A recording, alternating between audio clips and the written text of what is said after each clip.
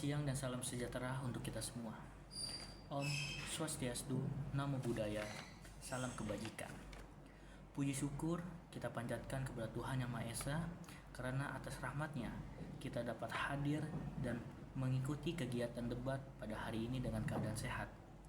Di sini saya sebagai kontra ingin membahas tentang mosi yang telah diberikan oleh panitia, yaitu Dewan ini akan mengadopsi mekanisme student loan di Indonesia. Sebelum itu, kita harus mengetahui apa itu definisi dari student loan.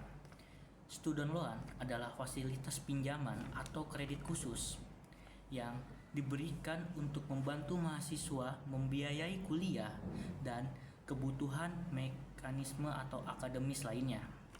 Student loan itu bersifat pinjaman yang harus dicicil atau dilunasi beserta bunga setelah mahasiswa itu lulus atau mulai bekerja. Kami menolak mengadopsi mekanisme student loan ini karena beresiko membebani siswa dan keluarga, lalu memperlebar kesenjangan pendidikan dan kurang cocok dengan kondisi ekonomi serta budaya di Indonesia. Di sini ada 3 poin yang harus kita bahas. Yang pertama adalah beban utang dan tekanan finansial pada lulusan. Maksudnya apa? Student loan memaksa siswa menjadi peminjam yang langsung atau harus dibayar setelah lulus. Nah, dari penjelasan di atas itu, pastinya student loan ini ada dampaknya. Apa saja sih? Yang pertama itu adalah menurunkan kesejahteraan. Yang kedua adalah meningkatkan resiko gagal bayar. Yang ketiga adalah stres mental, dan keempat ialah menunda pernikahan atau konsumsi dasar. Contoh dasarnya nih, jika gaji awal hanya 2-3 juta rupiah, cicilan pinjaman pendidikan yaitu 10-20% gaji berarti berkurangnya kemampuan penutup kebutuhan hidupnya. Yang kedua ialah memperlebar kesenjangan sosial dan akses pendidikan, yang artinya student loan sering menguntungkan siswa dari kalangan menengah hingga atas dan yang mempunyai jaringan saja, sementara keluarga miskin takut berutang sehingga tetap dipinggirkan. Ada dampaknya juga, yaitu sistem utang bisa digantikan beasiswa yang berbasis kebutuhan, lalu itu dapat mengurangi mobilitas sosial. Yaitu kita berpikir secara logis saja. Negara-negara dengan sistem pinjaman tanpa dukungan kuat sering melihat penurunan partisipasi pendidikan tinggi dan rumah tangga yang miskin.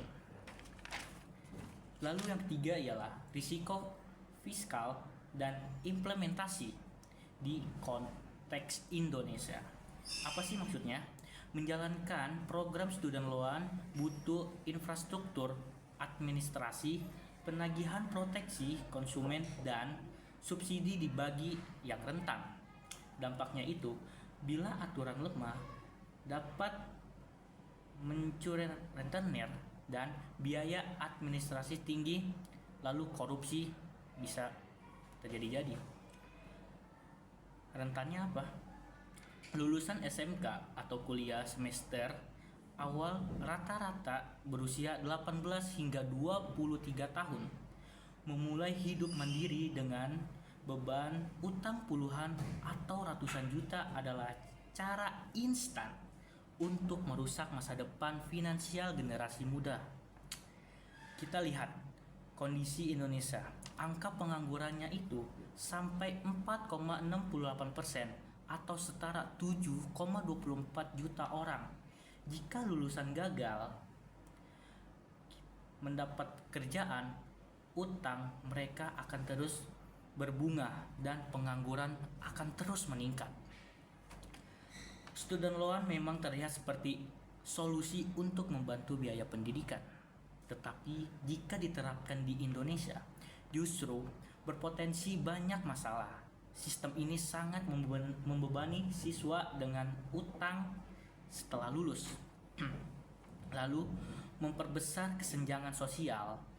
Pendidikan seharusnya menjadi jalan untuk memperbaiki masa depan, bukan generasi muda yang terbebani utang. Jadi, jangan ubah akses pendidikan. Beban hidup pendidikan harus membuka peluang, bukan jebakan utang. Terima kasih. Wassalamualaikum warahmatullahi wabarakatuh.